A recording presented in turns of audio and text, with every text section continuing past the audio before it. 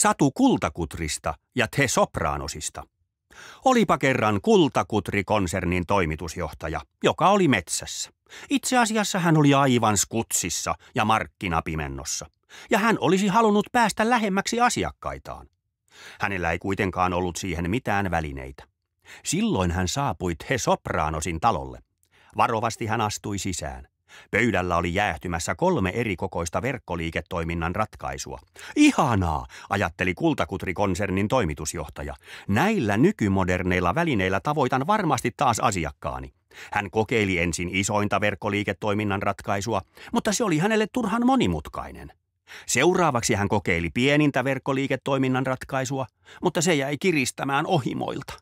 Sitten hän kokeili keskikokoista verkkoliiketoiminnan ratkaisua, ja kas, se oli aivan sopiva. Tämän minä otan, ajatteli Kultakutri-konsernin toimitusjohtaja tyytyväisenä. Seuraavaksi hän alkoi miettiä, millaisella viestillä asiakkaitaan lähestyisi. Teidän suurellinen arvoisasiakas korkeutenne. Ei, liian juhlavaa.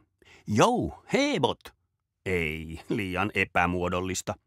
Ihanaiset sopuli pupuli kuti asiakkaiseni. Yök, miten imelää. Kultakutri-konsernin toimitusjohtaja mietti ja mietti, mutta ei osannut pukea ajatuksiaan sanoiksi. Samassa The Sopranosit astuivat sisään missiot kasseissa kilisten, ja Kultakutri-konsernin toimitusjohtaja pelästyi niin, että häneltä pääsi pisu verkkoliiketoiminnan, sinänsä hyvin suunnitellun, strategian päälle. Älä pelästy, sanoi iso soprano, mikä oli sinänsä tyhmää, sillä Kultakutri-konsernin toimitusjohtajahan oli pelästynyt jo. No okka, sanoi Kultakutri-konsernin toimitusjohtaja. Arvatkaa mitä. Kaikki asiakkaani ovat jo verkossa, mutta itse olen vielä täällä metsässä, enkä enää tiedä, miten puhuttelisin heitä. Tekään ette varmaankaan pysty auttamaan minua, kun te vain hitsailette täällä näitä verkkoliiketoiminnan ratkaisuja. Minä menen kysymään mainosliioittelutoimisto OMG EVVK Bubolta. Älä nyt tarkoitan, älähän toki, sanoi iso soprano ystävällisesti. Me sopranosit olemme tunnettuja siitä, että meiltä saa paitsi verkkoliiketoiminnan teknologian, myös sisällöt. Näetkös, tuossa sähköisen liiketoiminnan vasemmassa kulmassa on koukku, mihin myyvät viestit on hyvä ripustaa. Eri siistiä, hihkui Kultakutri-konsernin toimitusjohtaja. En tiennytkään, että verkkoliiketoiminnan teknologian ja sisällöt voi saada samasta paikasta.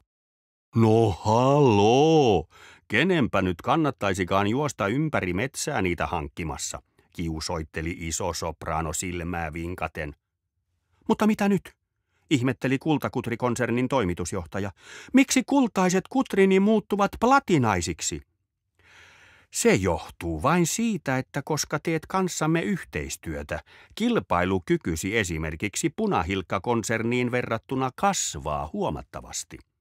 Tästä lähtien et ole enää pelkkä kulta, vaan peräti Platinakutri-konsernin toimitusjohtaja.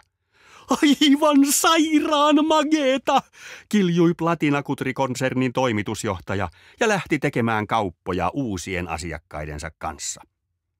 Ja se oli vasta alkua se.